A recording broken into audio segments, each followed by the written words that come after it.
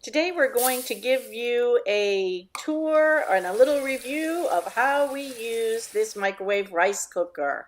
It makes fantastic rice every time in the microwave.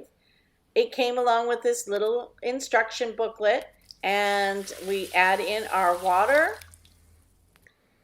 place the lid on the top. It came with this little spoon that locks the lid. Put it in the microwave. Set it up for the amount of time that was shown on the instruction booklet. When it's done, we remove that lid, and here you can see we have perfectly cooked rice. We would recommend this product.